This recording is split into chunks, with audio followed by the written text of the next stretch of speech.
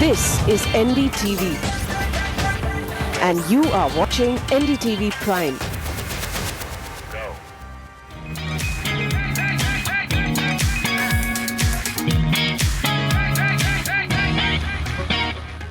A very warm welcome to a brand new episode of CNB Bazaar Buzz. I'm Siddharth Vinayak Patankar, and first up, as always, a look at everything that's coming at you over the next 30 minutes.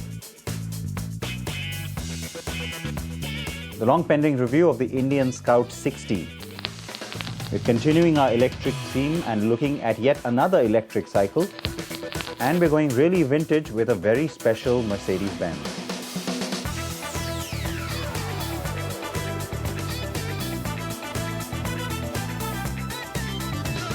So let's begin with the Indian Scout 60. Now, Indian as a brand is trying to make inroads here in India for some time.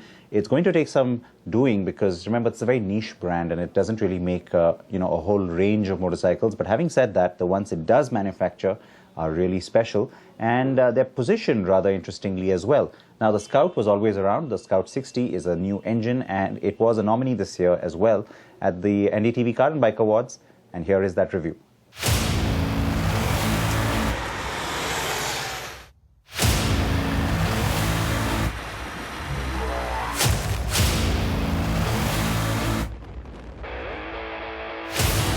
The Indian Scout 60 looks identical to its big brother, the Scout, except for a smaller engine and one less gear in the transmission.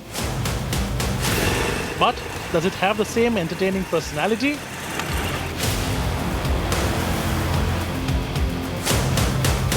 The Scout 60 retains the muscular low-sung silhouette of the Scout with its chunky tires and fat fenders, adding extra muscle to the overall look. Like the Scout, the 60 also gets a single pod instrument cluster. A fuel gauge is missed, but you do get a low fuel warning light.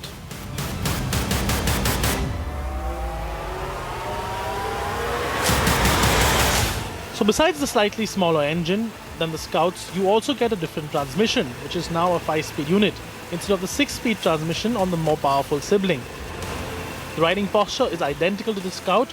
You sit low on the bike, on the solo bucket seat, and the foot pegs are spread out wide and set forward, with the wide handlebar making a comfortable riding position.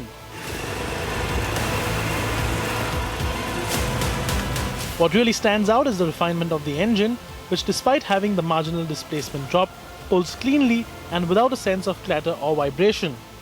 The 5-speed transmission is smooth and clicks with precision, and the belt drive offers a noiseless ride. The torque is spread out over a broad range of revs, so there's enough grunt when you open the throttle, making for an entertaining performance.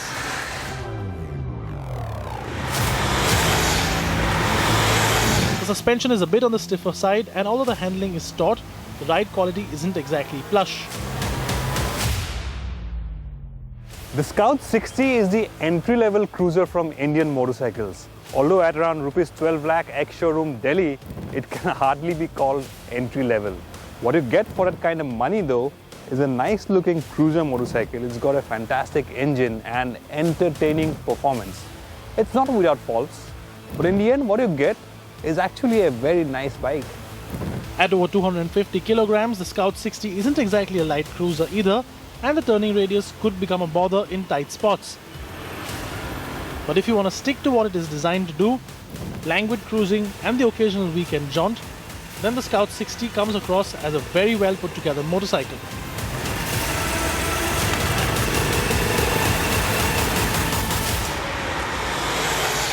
The Indian Scout 60, it's a really nice looking bike as well, isn't it? Now let's talk about the electric bike that we have for you on the program today. Now Cyrus, if you've been watching the show regularly, you would have noticed that he's been spending a lot of time and trying to get electric. So what is it about that connection with him? I think, well, surreptitiously the rest of us want him to actually ride these bikes without any assistance. But having said that, let's take a look at what this new electric bike can do.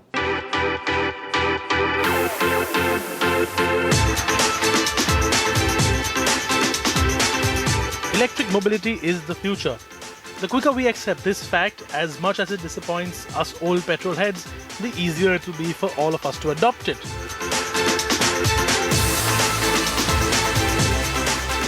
That said, electric solutions from manufacturers like Tesla or Faraday Future is still a long way away for India, but what we do have is a booming more basic personal electric mobility segment.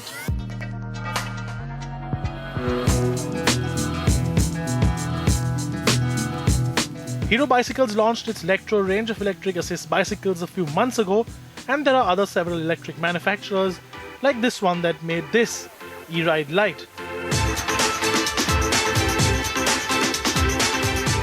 that are now bringing electric bicycle tech to India too. But this isn't just an electric assist bicycle.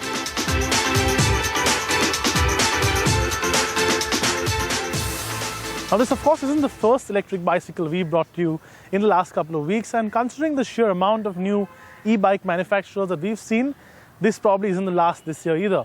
Now we'll tell you a little bit more about the bicycle a little later, but I think I should ride it now if I can just get myself to go and not play with these lovely little cute dogs that we have today.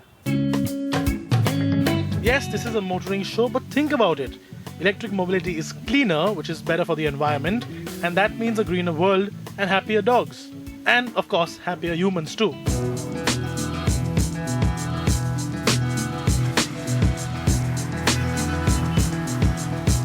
Now let's get to the bicycle. The eRidelite bicycle has the same tried and tested solution that everyone else is adopting. A battery pack, in this case a 36-volt unit, made it to a 250-watt motor. Where most e-bike makers cantilever the battery below the seat towards the rear or mount it on the lower frame crossbar, eRidelite has a special frame where the battery mounts flush right under the seat, which results in a lower center of gravity and of course better packaging.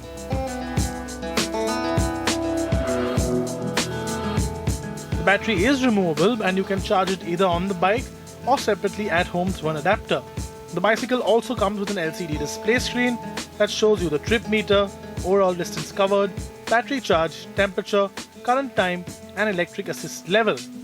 It also comes with an LED headlamp unit and an inbuilt low intensity horn. Where this differs from the likes of the Electro e-cycles that we rode a few weeks ago is the fact that it comes with a twist throttle just like a motorbike that you can use to operate the bicycle. This means that you don't really have to pedal at all if you don't want to, and can use the e-cycle in electric mode only. It is pretty simple. Twist the throttle and the bicycle moves ahead with ease up to a top speed of 25 km per hour with a very slight hum. You can pretty much keep up with most traffic in the city with that kind of performance, and since there aren't really any moving parts, this system does work quite well. But in the interest of fairness, the test bicycle we got did have a throttle issue, and even after the prompt technicians from eRidelite replaced the mechanism, there are still moments where the bicycle would abruptly lose power. Now yes, we know that this is a small manufacturer and that they're just starting out, but the attention to detail is something that this product really lacks. For example, the first thing I would change in this bicycle would be these stickers that looks really cheap. That said, there is a silver lining, and a big one. The fact that electric tech is becoming more affordable for the masses is quite obvious. eRidelite has priced its range from 23,900 rupees to 35,900 rupees for the first 20 bikes, and 25,900 to 37,900 for their next 100. But once the first 120 are sold, the prices of these bicycles will then become 37,000 rupees for the 50 km range version and 53,000 rupees for the 90 km range version.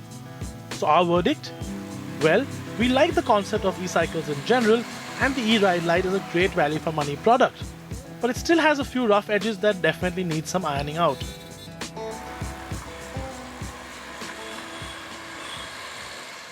Time for a quick break here on Bazaar Buzz. We come back with plenty more and I answer your questions too. Stay tuned.